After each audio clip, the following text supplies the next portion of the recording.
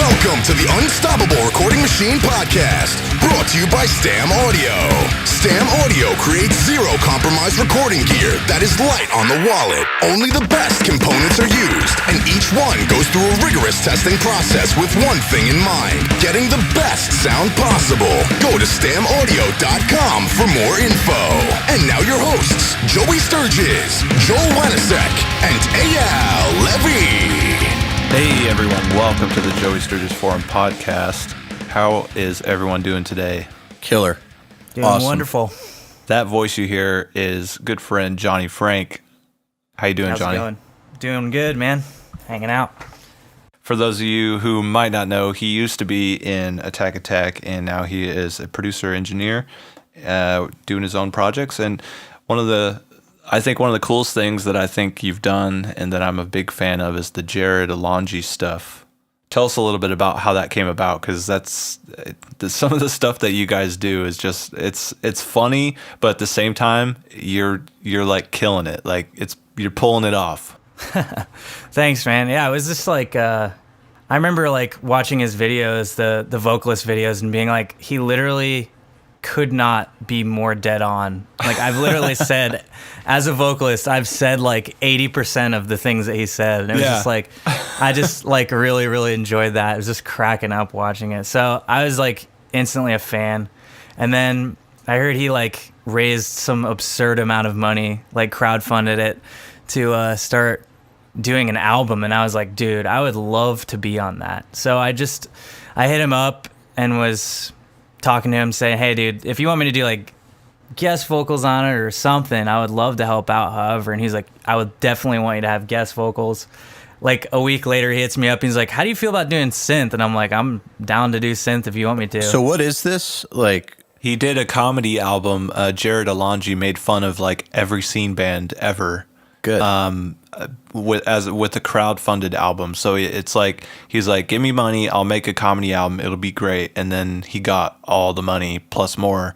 And So is it like modern day crotch duster? yeah, but it's he basically made up like 8 completely fake bands and like made like a backstory around each one of them. and then there's videos of each band as well. Yeah, and then he like basically like makes songs in that style and then just kind of makes fun of different like things that those bands do. So like Modern day Weird Al. exactly. Okay, and it's doing crazy well, I guess. Yeah, yes. Yeah, it charted number 1 on the Billboard comedy charts, which I don't know Whoa. how cool that is, but No, like, that's cool. That's very cool. okay, yeah. I mean, that was definitely a surprise to me. So I can say that I have a number 1 album. I don't have to mention it's on the comedy charts, but you know, hey, Hey, whatever works, it's a man. cool thing. Well, at least Yeah. it's not a serious album on the Right. on the comedy charts, you know? Yeah, I would take that too, though. You know, I'd be all right with that. It was- It's like I poured my heart and soul into this album, and it charted number 1 on comedy. that would be amazing. But yeah, so like a week later, he hits me up and he's like, I actually want you to do the whole thing. And I was like, that sounds amazing. Yes, of course, I'll do that. I was kind of nervous because I was like, this is by far the biggest project I've ever done. So yeah, I mean, we kind of figured out a way to do it, and we just did everything over Skype. So he would send me like a really crappy demo, and then I would basically like add what I thought would be cool, and then I would record all the guitars, bass, drums, send it back to him. He would write vocals over it. And it was like a really cool process that we kind of figured out to get everything done, but it was definitely awesome. That's great, man. The quality of it too is if you haven't heard it and you're listening to this, you got to go check it out. The quality level, they nail it. Now, did you go through and do like different guitar tones for the different bands and stuff like that? Like, what was your approach to? Because I know the album is a little bit all over the place. Yeah, it's pretty eclectic. I mean, there's like a gent song, and then there's like an emo revival kind of American football type song. And I remember going in being like, all right, I know I'm going to have to do, this isn't like a normal album where I just like, oh, this is a cool snare, I'm going to use it on every song, because it won't work that way. So I remember going in being like, I'm going to really have to make some killer drum tones and some killer guitar tones. And luckily enough, I mean, I felt like when we went in to do each song, it was just one of those like one of those times where just everything that you do is the right thing. And like every tweak that you make is the right tweak. And it came together really well. So it just was like, it was really kind of a natural thing that didn't take too much work to get the tones that we wanted. Usually what he would do is be like, all right, I want it to kind of sound like this, song. This is the song that I want to parody. And then I would go in and kind of look at the drums, look at the guitars, and kind of mimic that. See, I think that's so fun. And that was one of the things I loved to do back in the day when, well, I guess this is still going around, but like every band did a cover song like once a year.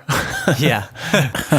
It was always fun because it was kind of like, oh, now I have to learn something new today, how to make like this synth sound or how to do this or do that. And I learned a lot through those cover songs that I've had to do over the years. So that sounds a lot of fun. Is that something that you think has like diversified you as a producer by having to do this project? Oh, totally, man. I think like what's cool is like it forces you to get a guitar tone that you wouldn't really like go for. I think a lot with guitars that was always my weak point as a producer, especially early on, was like trying to find a guitar tone that worked. So it was really cool going into this one him being like, I want this to sound like American Football and Tiny Moving Parts. And I'm like, who are those bands? What is Emo Revival? Like, I've never even heard of these bands before. And like, he was like, for real? And I was like, yeah, I don't know. I guess I just haven't listened to them. So Missed that. like, yeah, I guess. I don't know. So I just started listening to that stuff and being like, crap, this is good music. And I want to like have these tones kind of in my back pocket. And it really forced me to do things that I maybe wouldn't have thought of because you have to kind of mimic that tone. So it did push me to do a lot of different things and a lot of just kind of wonky things to specifically the guitars, maybe the drums as well. What do you mean by wonky? I don't know. I'd never really like used multiple amps or anything like that or really odd combinations. Like I think on one of the songs, it's like a mixture of a Mesa amp model and a matchless amp model, and I kind of just mashed them up together, and it's like one of the coolest guitar tones I've ever made. But I was just kind of messing around with it, and something cool happened. So see, this is you proving my point that I speak about all the time, and I actually we spoke at a school this morning, Blackbird Academy, and I was trying to tell the students, you got to experiment because if you don't, like, you're not pushing anything forward, It's if you go online or take a course or whatever and you learn what you learn and then you go apply that and that's all you do, you're not going to be at the forefront of production. You're not going to be pushing music forward or pushing the genre forward or anything like that. So I love situations that force you to experiment. And I think that's where some of the most interesting ideas actually come from. And I think that album is a great example of that. And I'm glad that you had to go through that because it's actually really cool. Yeah, I honestly tell like a lot of producers and stuff who ask me, like, they're like, how did you do this? Or like, I heard you weren't supposed to do this, like mix these two things. I'm like, I always give this example. I'm like, if I like farted into a microphone and somehow figured out a way to make it sound like a good snare drum, like that's the right thing to do. There is no right or wrong way to get to wherever you need to get to, And honestly, like if you take a more unorthodox way there, then you're going to get something that sounds like no one else. And I think that is cool. And, if you go online and download like a Pod Farm preset of someone else, like that's pretty cool, and if you get a cool tone out of that, but try and, maybe take that and add something else to it, and do something different with it. And I think sometimes people can get a little too afraid of, oh man, I may like try tweaking this tone or try experimenting things and just completely come up with nothing. And that's okay. The thing is, a lot of people online who are asking questions, they'll ask questions as though they're looking for an absolute answer. And even when we answer and say yeah, generally you have the same guitar tone on each side, but that's not talking about like all the records where at least one or two songs had weird shit going on, and Right. at least a few songs, some records, all of them. Just like you give people answers for things that apply 85% of the time, and they think they try to apply it 100% of the time without thought, or Right. without trying to take it further. And I think that that's bad. It's helpful to kind of know what pros are doing, but it's even more helpful to apply that and try to get better. Right. Yeah. I mean, there's nothing wrong with taking something that a pro is doing and being like, oh, sweet, I'm gonna download this guitar tone. If you make cool stuff with it, you make cool stuff with it, and that's the bottom line. But I also think that there should be that extra push of like, maybe I can make something even better or different if I try this. And I'm sure that you also fucked up a few tones trying to blend things. Oh my God. I mean, you know, those days where it's like, I felt like for Jarrod's album, that actually like surprisingly didn't happen, which was incredible because it's the biggest thing I've done. So I was like, I felt so like lucky, you know, it's like like the whole process was like one of those days where like everything that you try is sweet. But I definitely many times before that, I've had days where I'm like, I'm going to try and make like a new guitar tone, and I listen to it and I'm like, this sounds like crap. Like, and I just spent like an hour and a half just messing around with this mix on this guitar tone. It sounds like crap. But I think it's better to look at it as like, maybe I didn't make anything cool, but I trained my ear a little bit more and how to maybe hear different sounds in the guitar, to dive a little bit deeper sonically into what's going on, as opposed to just like, you know, finding something that works. Well, learning how to say no to certain tones is part of getting good at finding what works, because you have to get good at rejecting things that don't work. Right. The only way to do that is to make bad tones and reject them. Right. You're exactly. you're not gonna get higher standards unless you raise your standards, basically. Exactly. Or like, you know, yeah, like you're not going to get a tone that's purely unique if you're just constantly happy with, you know, the one tone that you have. Absolutely. And let's talk a little bit about standards, because I think one thing that I noticed after working with you as a producer is that Attack Attack as a band and each of you as individuals had high standards. And now that might sound funny to someone, like, you know, if there's someone out there who's like, oh, Attack Attack sucks, like they write stupid songs.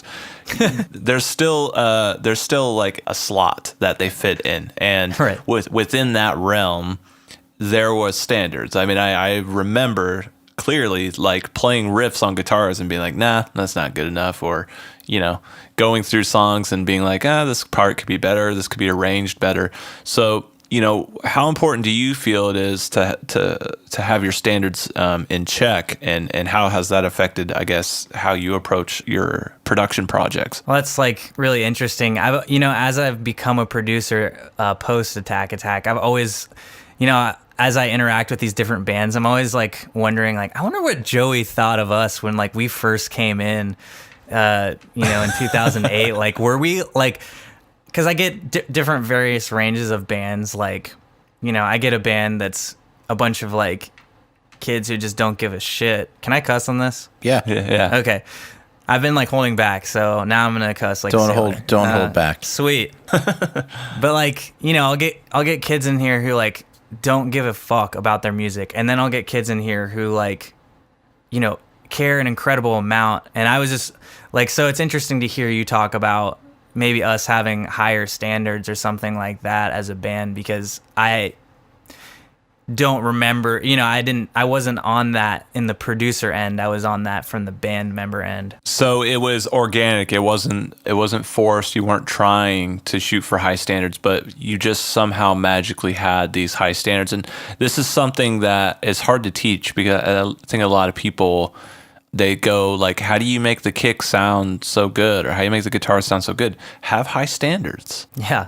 You know? Don't like keep working at it until it does sound good. You know, I think like people just hear the finished product, you know, they just hear like something that you've spent hundreds of hours doing. And then on top of that, you know, how many thousands of hours have you spent trying to get that kick to sound like the way it does in your head, you know, Yeah. but they're only experiencing it for that, you know, 1 or 2 minutes of the song, and then it's over. So to them, it seems like it's almost instant. But to you, it's like I've spent 1,000 hours training my ear to know what a good kick drum sounds like. And then also on top of that, I love the constant evolution of music where someone does something, you know, maybe another producer does something, you're just like, wow, how did he get that to happen? You know, Yeah. how did that kick drum happen? And you're like, well, fuck, I want to do that. You know, like I want to try and make something that's similar to that. And what I love about it is you'll never make something exactly the same as that, even if maybe you do all of the same things, because you're a different person, you're in a different room, you have different gear, and it'll be unique to you, which is cool. Absolutely. Yeah, you can't ever actually copy somebody. Right. It's no matter how much you try. Yeah, it's technically impossible. I mean, maybe if all the factors somehow magically line up exactly the same way. Right. You'd have But- to have like a stupid amount of money to do that. And just mathematically, I don't think it would be possible. Right. I mean, if you think about someone doing a performance the same way twice, it's not going to happen. you Yeah. know? So, yeah, I totally agree with you. Yeah, that's why we tell people that it's best to learn what you can off of people, but don't try to copy them because it's fruitless. Yeah. Yeah, it's like I'll never get the Joey Sturgis sound, but maybe I can listen to him and hear something that's going on and be like, I really like that. That's a standard for me that I want to set for myself, and I don't want anything below that. You know, I think that that's important as producers, is you constantly keep stepping the game up, pushing the bar higher, and that makes everyone else push the bar higher because you're like, well, that's a standard that now I want to meet. All you right, know? so let's talk about some specifics about, like, if you do hear something crazy, like a kick sound on somebody's record or some just whatever, let's say a kick sound, you get that idea that you want to do that. What's your first step? Like, how do you go about emulating it? Man, I don't know. So the kick sound that I've been like really blown away by is this band Wage War. Have you listened to them? Yeah. Yeah. It's kind of weird. It's like the kick almost dominates the whole mix, but it doesn't sound obnoxious, at least to me. It's a really heavy sounding mix, and I really like it. So what I've been doing, I mean, I listen to that kick drum, and literally like the past 5 bands that I've recorded are like, we want the Wage War like kick drum. I'm like, okay, well, you know, like that's what they want, and that's what I'm going to give them. So I think I sat down a couple times and just like, I mean, I think for me, a lot of it has to do with the way that a kick drum is EQ'd. And then I was EQing it in a way different way. And so I just messed with the EQ a lot on the song and just waited until I got it right. I got the kick drum sound that I was looking for. And, you know, So it's a different curve than what you're used to doing? yeah, I usually scoop the crap out of 200 and then boost it in a parallel bus to get that kind of pillowy sound. But I just did some different things EQ wise. Honestly, I'm not much of a technical guy as much as I am like, I'm going to mess around with something until it sounds like the way it does in my head. I know a lot of technical guys who do it like that. Yeah. And so I had a parallel bus that was, you know, obviously like slamming, and I found a couple cool samples, and there's this sample, it's on the CLA drum pack for Slate, and it's got this really nice punchy tone to it, and so I just used that and layered that with kick 10, obviously, and like I just messed with the EQs, and almost to the point where it kind of drove me nuts. I was like getting kind of pissed. But I think I finally, after like a couple days of messing around with it, got the tone to sound exactly how I wanted it to. So I've never used Kick 10. that's a good thing. Well, I keep hearing about it, but I've never owned the Slate drums, so I guess I missed out on all that. But so you said that you do a parallel bus on your kicks? Yeah, so usually the way that I process my kick drum is I have it going through just obviously the normal bus, and then a parallel bus where I have my kick and snare in there, and I'm boosting a lot of like 200 and cutting a lot of the highs out in my parallel bus. And then obviously just slamming it with an SSL and a clipper, and then EQing it afterwards. And it gets that like I don't know if you like in the Jarrod songs and stuff, it gives it this really nice kind of pillowy snare and kick sound that I enjoy. So yeah, that's pretty much what I do on the parallel bus. What's your normal kick chain like? Normally I just use kick 10. I go into a 3A, and then I go into an L1, and then I EQ it. I cut out like a huge portion of 200, and then use the parallel bus to kind of bring back that punchiness. So the 200 of the snare and the 200 of the kick are kind of like rocking in the parallel bus. And then the main track for the kick drum is bringing in more of the sub end. So it's got a little bit of both. I see. Yeah. I'm going to try that. Yeah. I don't know, Joey, what do you usually do on your parallel bus? I find that like when I boost 200, like magical things happen, but I don't know if other people do that or not. Well, the thing that's interesting about me is I actually don't like parallel processing that much, or parallel compression at least. I usually just have like a track somewhere, like a stereo track of like maybe some rooms, or maybe a combination of rooms or something like that I kind of just process differently, and maybe those could sort of be considered parallel. Okay. in a weird sort of way, but yeah. Kind of, yeah. Okay, that's interesting. But you also use inserts with mix knobs on them, right? Sometimes, yeah. I mean, not a lot, but yeah. I mean, one of the things that, we always do with our plugins is always have mix knobs, because I remember when I was, coming up and talking to people about mixing and stuff, everyone would always be like, man, I wish this plugin had a mix knob. And so when I just set out to design plugins, it's like every plugin I make is going to have a mix knob. Definitely a good move. Yeah. But yeah, it's funny though, because I don't really use them a lot, but they are useful. Parallel processing is a great way to like do something that you like the sound of, but kind of just blend it in, like changing the amount of spice that you add to a dish or something like that. Like, yeah, it's there, but then you can like control how much. Right. You don't want your drums to literally just like be so compressed that it's obnoxious, but you kind of want them to be. So the parallel compression allows you to be like, I want to just destroy this drum's like signal, and just make it sound, the sustain of the room to sound like insanely long.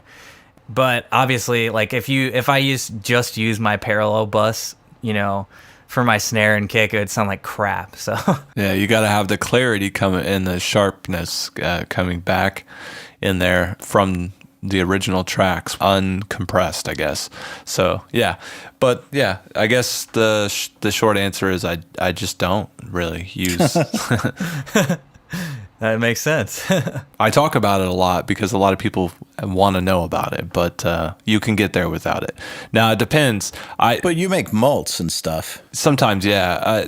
I will say this: I've been using a compressor on my drum bus that I kind of feel like I can't live without, which is not necessarily a good thing based on what I teach, but sometimes you just go down those roads and you're like, oh, I'm really digging this compressor on drums every time, and I'm just going to keep using it. But it doesn't necessarily, it kind of sounds like parallel compression in a way. Okay. Are you talking about Kramer? Yeah, Kramer Pi. Kramer Pi. Yeah, that's a good plugin. I'll have to check that out. Yeah, it's a Waves compressor. I have the Kramer tape, and I can say that I've never used a tape emulator in my life. It's good. It's good. You should try it on vocals sometime. Oh, I'll give it a shot. Yeah. So yeah, you're primarily in the box. Is that right? Yeah, I'm about as in the box as it gets. Yeah, I thought so. And I like that, because one of the things that, if you guys listening to this, if you guys get out there and start doing a lot of big projects, one of the biggest pain in the ass is going to be all the recalls and all the revisions. Yep. And if you can't open a song in 30 seconds, you're going to hate your life. And I know Joel does some hybrid stuff where he has an analog and digital setup, and he's always like, "Oh, I'm not going to be available today. I have to recall a mix." And Yeah. I know what he means. He means he's going to have to set 50 plus knobs to the exact position that they were in when he last mixed the song. And then he's got to hit play and hope that it sounds the same, and it probably doesn't. And then he's got to figure out why, and it takes forever. So in the box is kind of the way to go, in my opinion. And if Yeah. you're at all disorganized of a person, just go in the box. God. Dude, Yeah. I just, like, you talking about that process literally, like, made my heart so anxious. I was just like, if you get a sound that you like and then you don't know if you'll ever be able to, like, recreate that or something could go wrong. I don't know. I honestly run a pretty minimalistic setup. Like, I found what I liked and I found what works, and I'm like, sweet. If I need something, I'll buy it. But as technology progresses, I think that there's so many awesome plugins out there that are coming out that I'm just like, man, it just makes life so much easy. And especially with the type of work that I've been doing with Jarrod, where it's like, we're doing everything over Skype, where, I'm like producing vocals with a dude from like Seattle over Skype, and then we've got this guy from Michigan who's doing this and stuff like that. And just to be able to coordinate all those different things, I don't really know if it would be possible to do all that with a ton of analog gear and all that. Talk about the Skype production thing. Yeah. Like, how do you go about accomplishing that? Yeah, I mean, when me and Jarrod first started talking, I was like, do you want to come here and we just do everything? He's like, well, I can't do that because I still got to run the YouTube channel and do all that stuff. So I was like, okay. And I was like, do you want to do all the vocals? And he's like, no. So what's been cool is I had all these different bands that I've recorded over the past 4 years, and I was like, kind of got to cherry pick the vocalists that I liked the best. I was like, this guy would be good for pop punk. This guy would be good for metal. This guy would be good for like death metal. And then we contacted all of them, and they were all down. So basically the way that a song would happen is he would email me a rough demo. I'd record the whole thing, send it to him, and then we'd Skype later on that day. It usually takes me like 3 or 4 hours, depending on if it's a pop punk song, it's going to take like 2 hours. If it's like, a death metal song, it's going to take like 6 hours. But once I send that instrumental to him, he'll Skype back with me and be like, okay, here's my thoughts. Here's what I want to change on this. I'll make all those revisions right there. And then we'll send it off to do vocals. So Jarrod, me, another producer, and the vocalist will all Skype together. And I'll kind of produce from there and be like, okay, he needs to sing it more like this. He needs to add this emphasis on whatever. And what'll you be hearing? Just the Skype audio, just like that is now. Okay. I've actually done that before. It works better than You would expect. think. Yeah. Yeah, it's like, because you can tell, I mean, like if I'm talking like this or I'm talking like it comes over Skype, And so it's not like, it's not perfect, but it definitely works pretty well. So he has a producer that he's working with. I'm kind of vocal producing over Skype. And then we send all those vocals off to get edited. They come back to me, and then I mix it all together. Me and Jarrod Skype, do revisions for a day, and then come back and do revisions the next day, just in case we missed anything. So it's a pretty revision heavy process because there's so many moving parts going on. But yeah, that's pretty much what it looks like over Skype. I once tried this online DAW Oh God. with a client who was in Australia. Failed miserably. What happened? It was just really clunky. It was a great idea. It was for this sort of thing where Right. you're not in the same place, and it's kind of like I forget what it's called. It's like the Google Docs of DAWs, I guess. Okay. It's available online, and you both access it and work on it at the same time. I'd say in like 5 years, that would be like pretty viable process, but I just feel like there's just too many things that could go wrong right at the moment. Yeah, it'll get there. This was like a year ago, and it was super clunky, but it'll get there. I mean, that would be sweet too. It's just like everyone kind of uses DAWs in the cloud, and you don't have to worry about like, oh, I don't have this DAW, I don't have this plugin. It's just all there. That'd be awesome. I'm sure it'll go to that because, like I said, I've already done it. So right, it's there. It just needs to be better. Yeah, I mean, Skype is better than that. So right, totally not there. Do you guys do that? A lot of Skype stuff or no? I mean, I never used it as a producing tool. I've done it when I had to. Mm-hmm. It's been interesting. Like my business model has almost completely changed to that, where I'll Skype with bands and like get all the instrumentals down. They come and do the vocals. Oh, wow. That's interesting. Yeah. I mean, obviously there's certain bands that are like, fuck that. We want to do everything. And I'm like, that's fine with me too. But you know, if you want to save some money, it's like, you're still writing the stuff.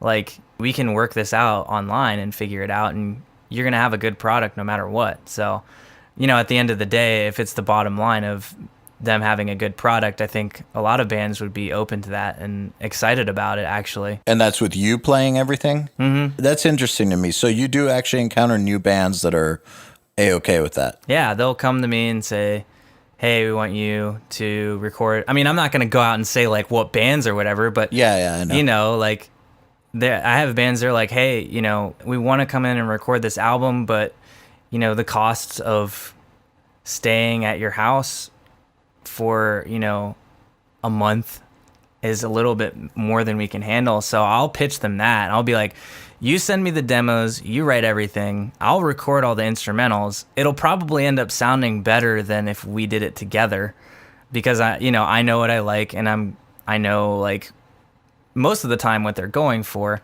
And so, you know, you guys are gonna have these kick-ass instrumentals. You're gonna come in and, you know, we're gonna do vocals to it, and it's gonna sound great. And when the bottom line is you get a great product, that I think a lot of the times bands are just like, okay, we're down with that. I guess they really have to trust you for that. Yeah, you know, it's a lot of bands who I've worked with already. Some that I haven't too. I think they like the idea of like writing something and then just kind of allowing someone to take care of everything else. You don't have to worry about new strings. You don't have to worry about anything. You write something and I will make it what you want it to be. The reason that you come into the studio. So it's kind of like rap, honestly. So you just said that this is mainly with clients that you've already worked with. So you've already established rapport and trust. I mean, they're coming back. Right, yeah. So, I mean, there's been a couple new ones where I've pitched. I don't think people are really doing that. So when a band gets pitched that, they're like, oh, so I don't have to take a month off work, you know, and all this stuff. Yeah, that sounds great. It's convenient for them, and they still get a good product. So I think they're really into the idea most of the time. I think I've only had a band say no once, but yeah. Once ever? Yeah. Most of the time they're like, oh, sweet. Oh, okay. What was why did they say no? It's just because they want to do, you know, it's a pride thing. Yeah. Some people want to have a hand in their art, and I'm not going to blame them for that. Like, that's fine. I think that, well, yeah. If you want to play your own stuff, then you want to play your own stuff. But if you trust someone to do that for you and to take your vision farther than you imagined it, then, you know, and they deliver it, then why not, you know? It's just really fascinating to me because we get a lot of our listeners who struggle with gaining the trust of their clients. So they're in those situations where the local band is running the show with bad decisions and, you know, won't listen. And I mean, we've all encountered that too, of course, pro bands as well. But how did you go about developing that trust, or is it already there to begin with because they knew you in advance? I think a lot of it was there. Like, you know, they're like, he's been in Attack, he's been in a mildly successful band. And like, then I think there's that initial trust off the front end, which is awesome. And like, I do talk to a lot of producers who like bands don't respect them or trust them. I'm like, that sucks. Coming from a band background really helps. Dude, it does, because they, you know, a lot of the guys have listened to Attack and they've enjoyed it, and so they come in like being like, this guy, we can trust him because he's already proven himself to do something that we like. But obviously, you know, you do get into those bouts with bands where you're just like, all right, I don't know how else to say this, but I'm going to say it as nice as possible. You're completely wrong, and I'm not going to let you destroy your song, and you just have to trust me here.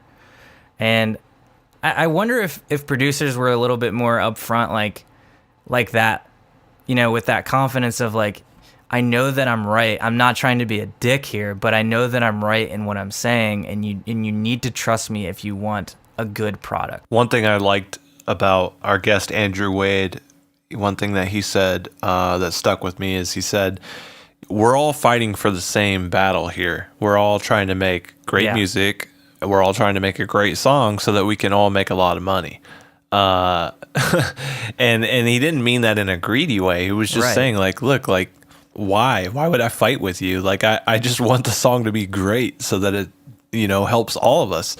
And I think if you just say that, it's enough to really push things forward. Right. My goal isn't to screw you guys over and give you a shitty mix. It's, you know, I don't want that. Or to steal your artistic voice. Right. Yeah, you know, and a lot of the times, like, the quabbles that it comes down to or the little fights are over, like, stupid things. You know, they're like, turn up the lead guitar in the pre-chorus really loud. And then I'm like, I don't want to do that because the chorus is going to sound small. You know, I think also explaining to them why, instead of just being like, no, I'm not going to do that because you're stupid. But, like, explaining to them, here's why I'm not going to turn that guitar up. It's because it's going to make the chorus sound tiny, you know, or something like that. And most of the times the band's like, oh yeah, that makes sense. We get it. How do you go about collecting mix feedback from bands? Do you have a system for that? I just say, I'm going to send you one mix and then go fuck off. No, I'm just kidding. No, I say, I'll send you out the song. Get me you're going to get 2 rounds of revisions. We can usually get it by then. So they'll just send me all the revisions over email, and then I'll take care of it like that. Or if it's a little bit more intensive, like with Jarrod, me and him just will sit on Skype all day, joke around, you know, have fun, and just do revisions to songs. Like I just finished up a full length for him a couple weeks ago, and I think we spent the last like 3 days of our time together just doing revisions over Skype. Damn. That makes sense. And are you guys both listening to the same file? Yeah, so I'll send him off like an instrumental over like iMessage or something, which is literally the greatest app ever to have on your computer because you can just drag files in there and send it to someone's phone. It's wonderful. But so I'll just send him something on like whatever I finished doing then, and he'll listen to it and come back with me with actually Jarrod is one of the guys who has, like, most of the time I hate doing revisions because I'm thinking you're kind of wrecking this part of the song most of the time, but you know, we can find a compromise here. But with Jarrod, like, all of his revisions were dead on. You know, this is everything that you're doing is making the song better. So yeah, but we usually I'll give it to him, he'll listen to it for a little bit, come back with some revisions on Skype, and then send it off, finished product. Joey, what's your method? My method for feedback and dealing with dumb notes. one of the strategies I've used, I don't know if I should recommend this, but I'll just tell you because I don't give a shit. I'm straight up. I'm straight up as it comes. I'll ignore notes that I don't like. Yep, I'll do the same thing, dude. And if they come back and be like, oh, you forgot to do this, I'll be like, oh, oops. Yep. But then I won't do it. And that's just sort of my little cheeky little way of like saying, I'm not going to fucking do that. Yeah. Now, if it becomes a big issue, I'll have a conversation about it. I'm not going to completely just ignore them, especially if they hound me over it. But Right. if it's something that important to them, they're going to make a deal out of it, and it's going to become a topic. And in that case, I'll talk to him. But I always try to get close to someone in the band to where it's like I always feel like there's at least one person in every band that you can just call them up and be like, dude, don't you think that's stupid? And they'll be like, yeah, that's dumb. And then you just Like get one away reasonable with it. guy. Yeah.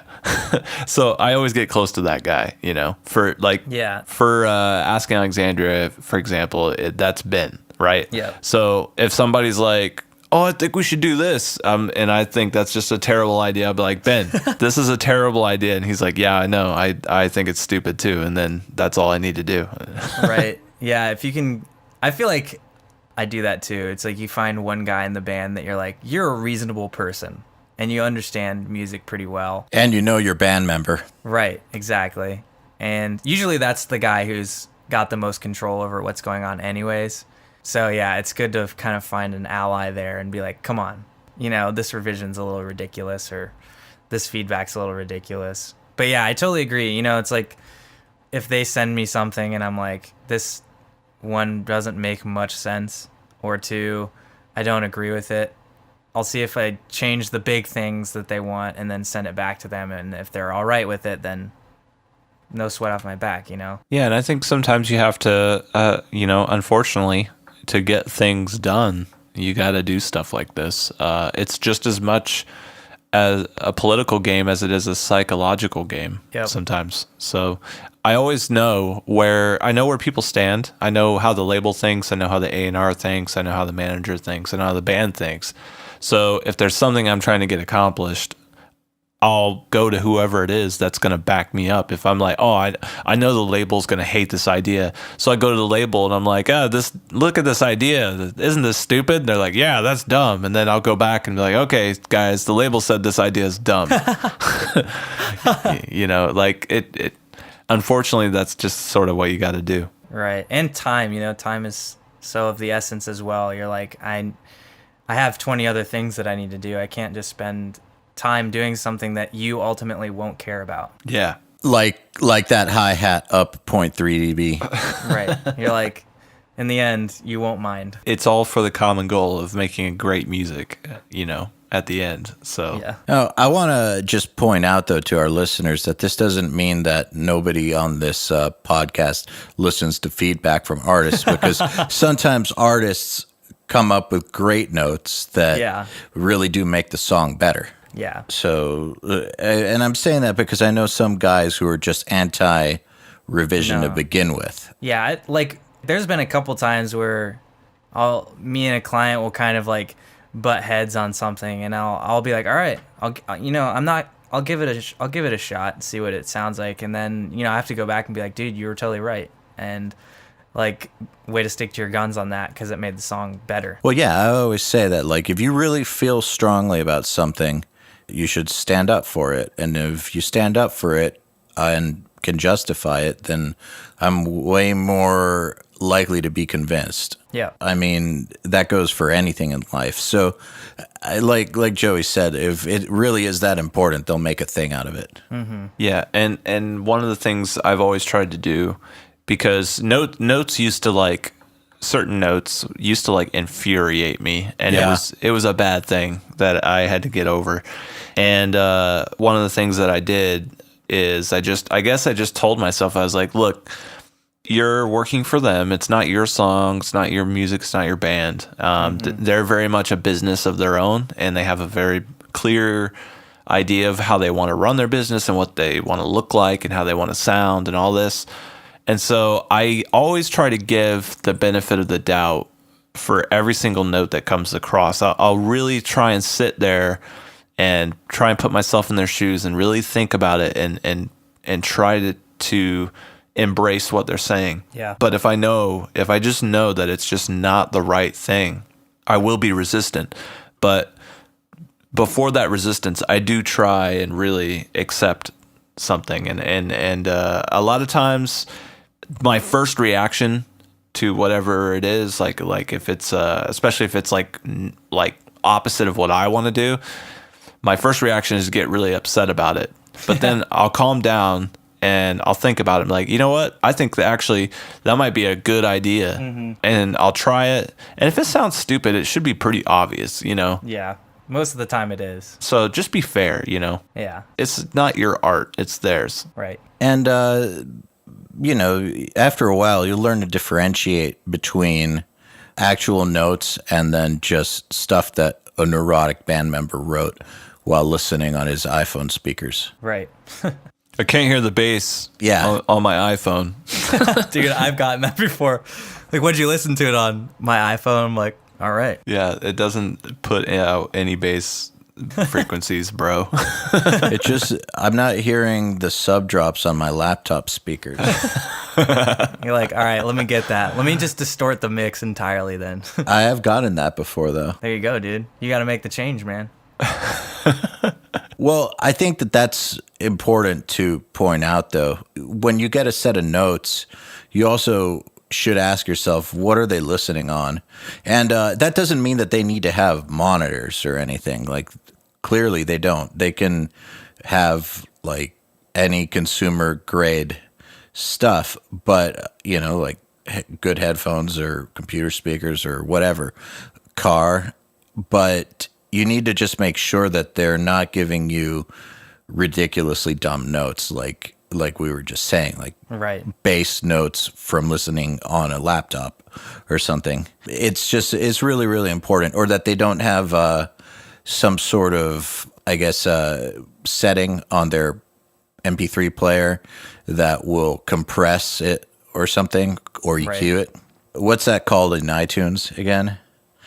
I forgot the name of it because I never use it. Oh, sound check? I think so. Well, there's sound check, and then what else is it? Oh man. I haven't, like, I was that guy once who listened to some MP3s of an album I was getting mixed with that on, and I got railed so hard for it.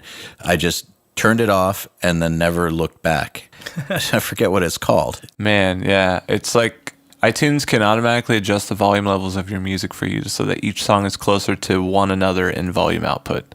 That's called sound check. But there's something else where you can actually increase the volume of your song by like 20%. I think that's what you're talking about. Yes. But I can't find it right now. Well, it's like normalizing or something. I don't know. Yeah. Well, it fucks with your mix, basically. Yeah, it definitely does. It does it's kind of like what radio stations do, where it like turns it into just a blob. Or Facebook video. Oh Yeah. my. Oh gosh, that's the worst. It'll like take a mix and just make it sound like someone put a 57 in a garage and just blared your mix through like an amp. Yeah. Facebook video really does destroy it. But I'm getting good at hearing what would have been a good mix before Facebook video. Like, man, like your brain like automatically deducts the Facebook video algorithm. Like, like what would this sound like? Yeah, I've just gotten used to hearing that after putting stuff up there. Oh yeah. It's pretty devastating at first. You're just like, oh. SoundCloud's what is pretty this? bad too with that stuff. Yep. It's amazing to me too that so many producers and engineers use SoundCloud as their method of getting the word out, because SoundCloud really does fuck your audio up, but it's very widely used. We use it for our mix competitions and stuff. Right. I guess I don't know of any other players that kind of have all those features. I guess that's what it is. Yeah, I think SoundCloud is just like, hey, we exist. And everyone's like, well, all right. Yeah, I think that's what it is as well. But it bums me out sometimes. It makes me sad. So speaking of your production career and online stuff, how do you go about promoting yourself as a producer? Do you post anything online, or is it all word of mouth? Like, how are you getting clients in? Yeah, it's pretty much been all word of mouth. I did a YouTube thing for a little while, and that was cool. But yeah, I just got so busy I couldn't keep up with the nature of YouTube is that it has to be like a constant stream of things. So I try to post like a couple things on there, but a lot of it's just word of mouth. So, you know, like if a band likes a production, it's basically an advertisement for your studio. And, you know, if they're smart enough to do the investigation, they can find you pretty easily.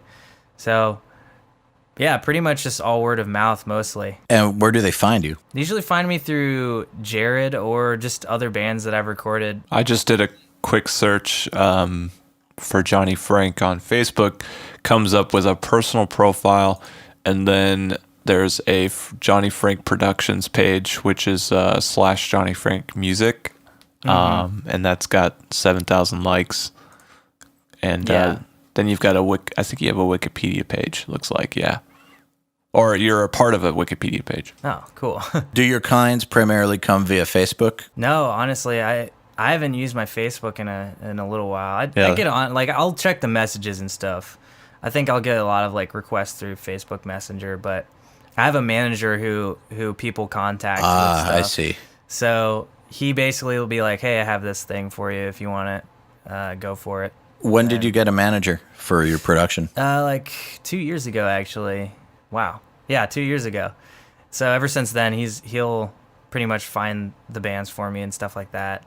And then honestly, like the past 3 months have been pretty much just Jarrod, working with him. So it's been like that in-house kind of producer thing where I'm just like, if he has a good idea, like I want to make sure that we do it because I love working with him. I'm passionate about the things that we do because I think it's a blast. And I think it moves the music scene forward a little bit. It helps things progress, because if we're going to make fun of something, that's going to make you think, hey, like, that is kind of generic. Maybe we should do something else. Yeah, I agree. Once you parody something, it's really easy to see something for what it is. Right, yeah. And so I think bands are like, oh, I can't do that because, Because bands have been doing that since 2004. Right, and then someone finally just was like, enough, and made fun of it.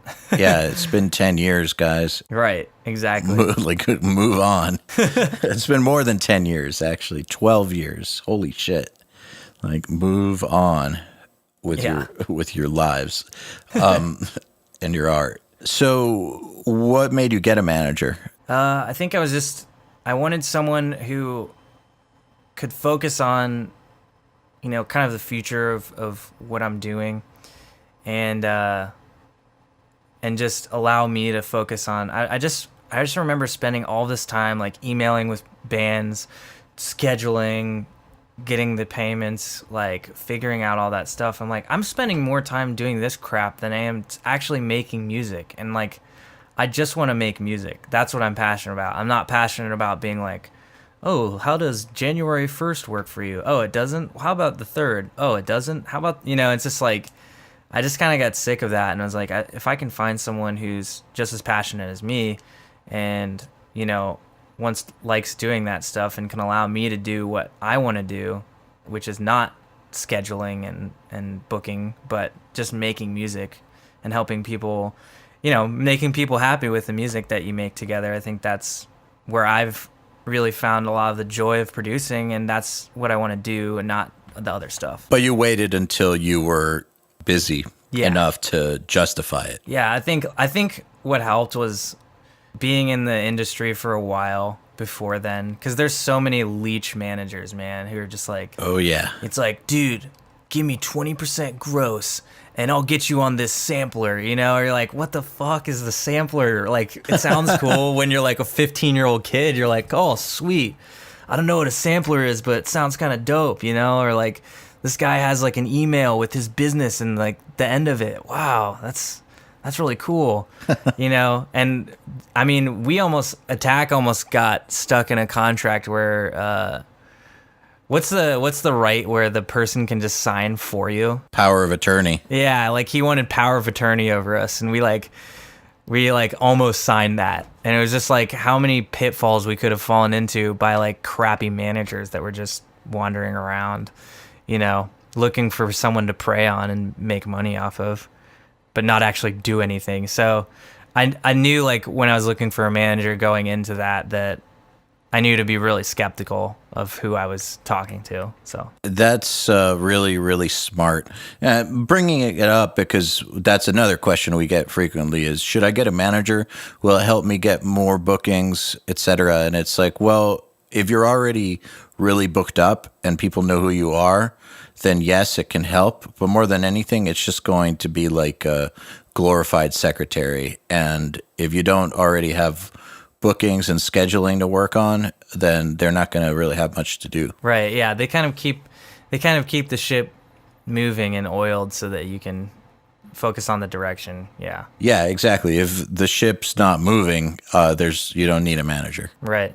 That was like a really clutch ship analogy, dude. Clutch. Thank you. That was some deep shit, man. Well, hey, man, we are getting a little close to time here, so I'll just say you've been a great guest. Thank you for being on the show with us. Yeah, thanks for having me. Absolutely. And if people want to find you, is there some way? How do they find you? Come to Columbus, Ohio. Can I email your manager or something? Yeah. Yeah. So the manager is nate.matsell@gmail.com. How do you spell that? Wow. I actually forget. Actually, I just don't want to screw it up. So it's Nate, NateMatzelle @gmail.com. And he'll take care of all the booking and stuff. So Very cool. There you have it. If you want to get Johnny Franck on your shit, some sweet tins, dude. email Nate. Or email me, johnnyfrankmusic@gmail.com. And then you'll pass it to Nate. Exactly. Yeah. But there's that. There's my YouTube channel if you want to check out some of the stuff that I've been doing. Honestly, if you want to check out some of the more recent stuff, just go to Jarrod's YouTube channel. I've pretty much done most of his songs for the past year and a half. What is Jarrod's YouTube? It's just Jarrod Alonge. Yeah, if you just search his name in the YouTube search, it'll come right up. He's pretty big on YouTube, so. Alonge. Yeah. And if you want to find, like my most recent productions, just go to his channel, and anything that's musical is most likely going to be me. And then that's, the product. Absolutely. Great. Very cool. Thank you for being on the show, and thanks for your time today. Yeah, man, thanks for coming on. Yeah, for sure. Talk to you soon. See you later, guys. The Unstoppable Recording Machine Podcast is brought to you by Stam Audio. Stam Audio creates zero compromise recording gear that is light on the wallet. Only the best components are used, and each one goes through a rigorous testing process with one thing in mind: getting the best sound possible. Go to stamaudio.com for more info. To ask us questions, make suggestions, and interact, visit urm.academy/podcast and subscribe today.